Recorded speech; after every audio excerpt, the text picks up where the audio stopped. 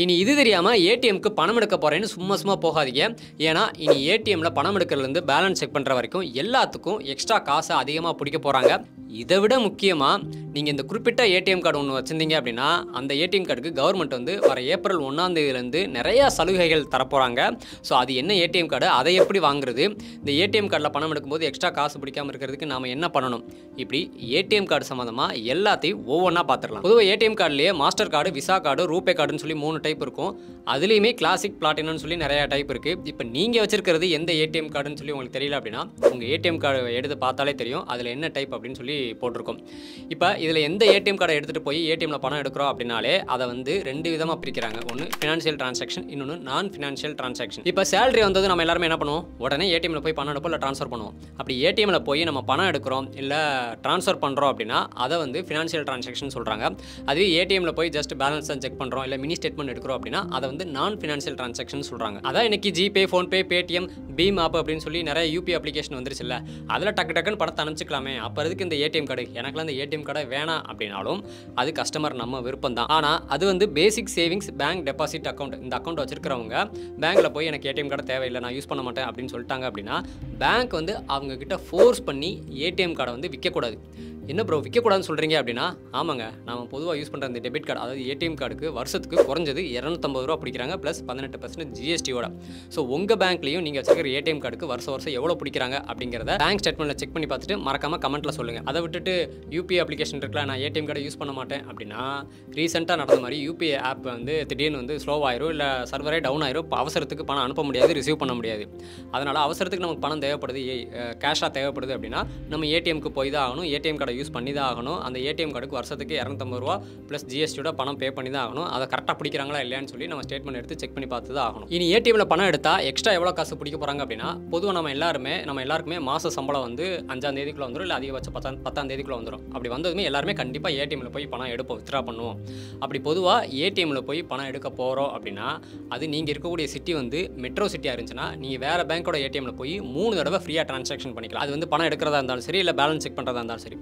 அதுவே நீங்கள் இருக்கிற சிட்டி வந்து நான் மெட்ரோ சிட்டியாக இருந்துச்சு அப்படின்னா மற்ற பேங்க்கோட ஏடிஎம்ல போய் 5 தடவை ஃப்ரீயாக ட்ரான்சாக்ஷன் பண்ணிக்கலாம். இப்படி மற்ற பேங்க்கோட ஏடிஎம்ல போய் பணம் எடுக்கிறோம், ட்ரான்சாக்ஷன் பண்ணுறோம் அப்படின்னா அதை தான் ஏடிஎம் இன்டர்சேஞ்சுன்னு சொல்லுவாங்க. அந்த ஏடிஎம் இன்டர்சேஞ்ச் ஃபீஸை தான் 17 ரூபாலேருந்து 2 ரூபா இன்க்ரீஸ் பண்ணி 19 ரூபா அப்படின்னு சொல்லி மாற்றிருக்காங்க. இந்த 19 ரூபா ஃபீஸுங்கிறது நம்ம மற்ற பேங்க்கோட ஏடிஎம்ல போய் பணம் எடுக்கிறோம் இல்லை ட்ரான்ஸ்ஃபர் பண்ணுறோம் அப்படிங்கிற மாதிரியான ஃபினான்ஷியல் ட்ரான்சாக்ஷன் மட்டும் தான் பொருந்தும்.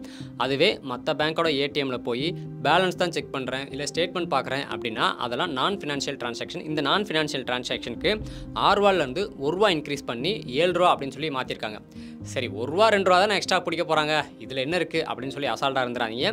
இதில் 18% ஜிஎஸ்டி வேறு சேர்த்து பிடிக்க போகிறாங்க. அப்போ இன்னும் எக்ஸ்ட்ரா அதிகமாக பிடிக்க போகிறாங்க. அதனால தான் மாதம் உங்கள் பேங்க் ஸ்டேட்மெண்ட் எடுத்து கரெக்டாக தான் பிடிக்கிறாங்களா இல்லை எக்ஸ்ட்ரா எதுவும் பிடிச்சிருக்காங்களா அப்படின்னு சொல்லி செக் பண்ணி பார்க்க சொல்கிறோம். எதுக்காக இந்த சார்ஜஸ் வந்து இப்போ அதிகமாக பிடிக்க போகிறாங்க அப்படின்னா, இந்த ஏடிஎம் ஆப்ரேட்டர்ஸ் எல்லாம் ஆர்பிஐட்ட கேட்டிருக்காங்க, எங்களுக்கு வந்து இந்த ஏடிஎம் வச்சு மெயின்டைன் பண்ண செலவு அதிகமாகுது, அதனால் இந்த இன்டர்சேஞ்ச் ஃபீஸை வந்து அதிகமாக்கணும் அப்படின்னு சொல்லி கேட்டுக்கிட்டே இருந்திருக்காங்க. ஆர்பிஐயும் இப்போ அதுக்கு வந்து ஒத்துக்கிட்டு இப்போ ஃபீஸை வந்து இன்க்ரீஸ் பண்ண போகிறாங்க. ஏடிஎம்ல பணம் எடுக்கிறப்ப பிடிக்கிற எக்ஸ்ட்ரா சார்ஜஸை எப்படி அவாய்ட் பண்ணலாம் அப்படின்னா, இந்த 100 ரூபா 200 ரூபா எடுக்கிறதுக்குலாம் அடிக்கடி ஏடிஎம்க்கு போய் எடுக்க வேணாம். அதே மாதிரி இப்போ உங்கள் பேங்க்கோட ஏடிஎம்ல பணம் எடுத்தாலும் சரி, இல்லை மற்ற பேங்க்கோட ஏடிஎம்ல போய் பணம் எடுத்தாலும் சரி, அது மெட்ரோ சிட்டியாக இருந்தாலும் சரி, நான் மெட்ரோ சிட்டியாக இருந்தாலும் சரி, 3 தடவை இல்லை 5 தடவைக்கு உள்ள பணம் எடுத்திருக்கீங்களா இல்லையா, அப்படி 5 தடவைக்கு மேலே பணம் எடுத்திருக்கீங்க, 3 தடவைக்கு மேலே பணம் எடுத்திருக்கீங்க அப்படின்னா அது எத்தனை தடவை பணம் எடுத்திருக்கீங்க அப்படிங்கிறத தயவுசெய்து மறக்காமல் நோட் பண்ணி வைங்க.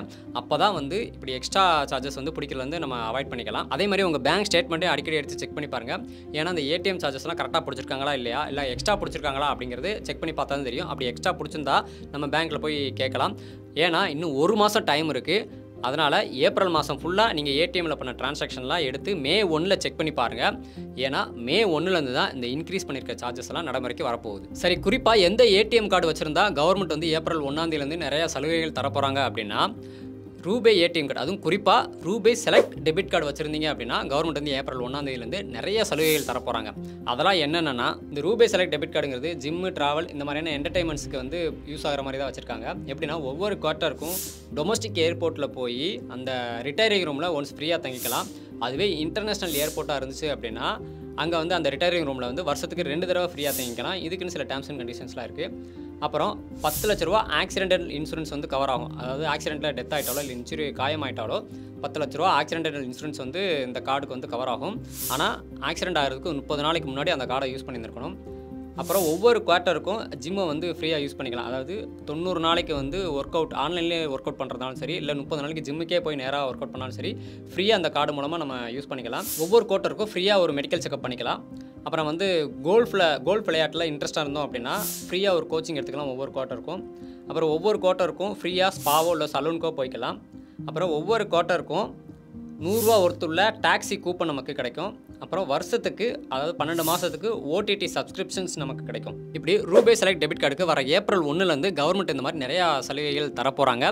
மற்ற ஏடிஎம் கார்டு மாதிரியே இந்த ரூபே செலக்ட் டெபிட் ஏடிஎம் கார்டுக்கும் ஆனுவல் ஃபீஸாக வந்து ₹250 plus GST, minimum ₹250 plus GST வந்து பிடிக்கிறாங்க.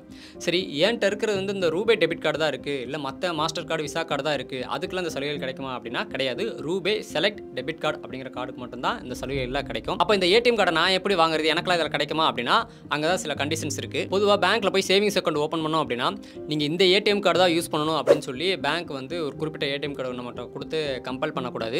நமக்கு எந்த ஏடிஎம் கார்டு வேணுமோ அதை நம்ம கேட்டே வாங்கிக்கலாம் அப்படின்னு சொல்லி ஏடிஎம் கார்டுக்கு வந்து ஆர்பிஐ கைட்லைன்ஸே நிறையா இருக்குது. ஆனால் இந்த ரூபே செலக்ட் டெபிட் கார்டுக்கு மட்டும் பார்த்தீங்கன்னா பேங்க்கில் வந்து நம்ம வந்து கேஒய்சி முறையாக அப்டேட் பண்ணியிருக்கணும். அதே மாதிரி நம்ம வந்து இவ்வளோ இன்கமாவது வந்திருக்கணும், இவ்வளோ டெபாசிட்டாவது பண்ணணும், டிரான்சாக்ஷனாவது நடந்திருக்கணும் அப்படின்னு சொல்லி ஒவ்வொரு பேங்க்கும் இந்த ஏடிஎம் கார்டுக்கு வந்து சில ரெக்குயர்மெண்ட்ஸ் வச்சுருக்காங்க. ஸோ அதை நம்ம பூர்த்தி பண்ணுற நிலமையில் இருந்தால் மட்டும்தான் நமக்கு வந்து இந்த ரூபே செலக்ட் டெபிட் கார்டு வந்து கிடைக்கும். எல்லாருக்குமே கிடைக்குமாங்கிறது சந்தேகம். ஸோ உங்களுக்கு உங்கள் பேங்க்கில் ரூபே செலக்ட் டெபிட் கார்டு கிடைக்குமா கிடைக்காதா, அதுக்கு என்ன பண்ணணும் அப்படிங்கிறத உங்கள் பேங்க்லேயே நீங்கள் கேட்டு தெரிஞ்சுக்கோங்க. இந்த மாதிரி ஏடிஎம் கார்டு சம்மந்தமாகவோ, இல்லை ஏடிஎம்மில் போய் பணம் எடுக்கிற சம்மந்தமாகவோ, இல்லை ஏடிஎம் சார்ஜஸ் சம்மந்தமாகவோ உங்களுக்கு என்ன இஷ்யூஸ் இருந்தாலும், இல்லை என்ன சந்தேகங்கள் இருந்தாலும் அதை மறக்காமல் கமெண்ட்டில் சொல்லுங்கள். அடுத்தடுத்த வீடியோவில் அதை பற்றி டீட்டெயிலாக சொல்கிறோம். இல்லை, நம்ம அக்கௌண்ட்ல காசு இல்லாம செக் பவுன்ஸ் ஆனா ₹250 பிடுங்குறாங்கல்ல, அந்த மாதிரி அவங்க மிஷின்ல காசு இல்லைன்னா நமக்கு ₹250 கொடுக்கணும்ல.